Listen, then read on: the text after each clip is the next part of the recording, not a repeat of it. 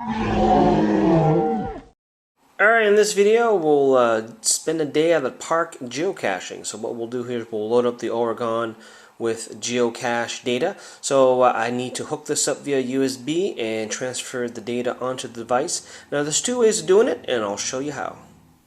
Alright, so now that we have our Oregon plugged into our computer, now we can load up geocaches. Now there's two ways of doing it. I'll show you the first way. Obviously, Geocachecom is the place to go. It has the most listings right now in terms of geocaches. You can create a free account and you can go in, find a location that you want to geocache in, and get to the listing page, which includes all the information required to find a geocache, including recent logs. So there's a lot of very useful information here.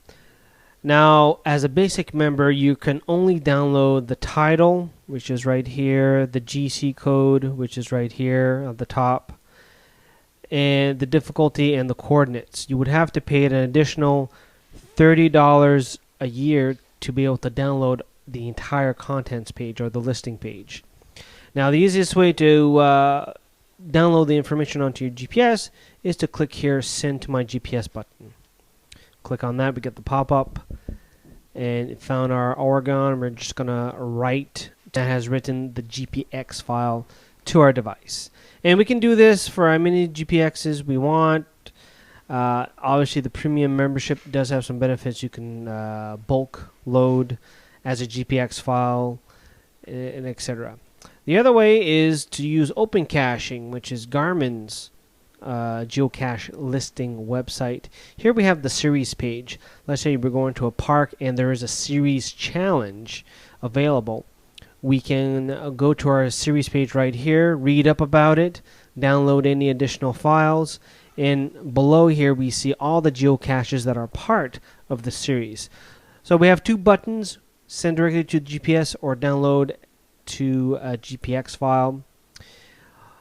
We can do that, or we can, if I click here one of the listing pages, we can take a look at the listing page, download the individual listings. Now, the difference between OpenCaching is that you don't need to pay the $30 a year to be able to download the entire contents of the listing page onto your device. That is the main difference. And again, we have the two buttons to download to GPS or as GPX file. So if we were going to download the entire series right here, we're just going to click here, send directly to GPS. And then we're all done. Now we can go into the woods and find these geocaches. Alright, we're almost ready to go look for a geocache here in the park. What I recommend you do, though, is we change our profile. So let's go up to profile change right here. And let's select geocaching, and that will rearrange the buttons so that we'll have a little bit more fun looking for the geocache. So now we're here, just tap on the geocache button.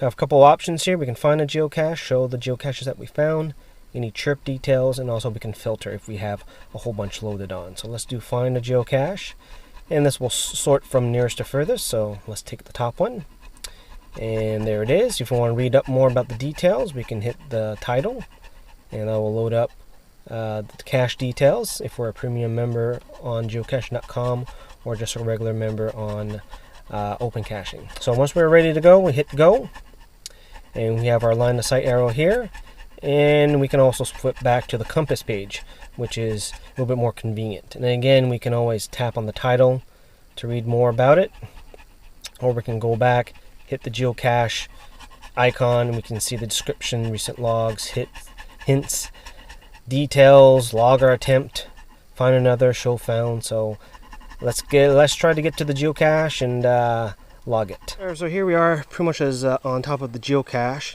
and you can notice here that there's also the chirp searching status display here. So if there was a chirp nearby, hopefully we'll be able to pick it up, but there's no chirp here. So what we can do is click on the geocache icon here, and we can log our attempt. Let's say that we found it. So found, and what we can do here, we can either add a comment or find the next closest one, or done. So what we'll do here is select find next closest, and there it is, displaying where it is. Again, compass is probably the more useful screen, 1.7 kilometers away. Alright, now that we're back home, we can review the geocache that we found. So we can tap on the geocache icon, and we can do show found. and this will list all the geocaches that we found during the day. Again, if you want to review the geocache, the details, you can do it that way. Again, tap on the top. You can go back. You can do a filter.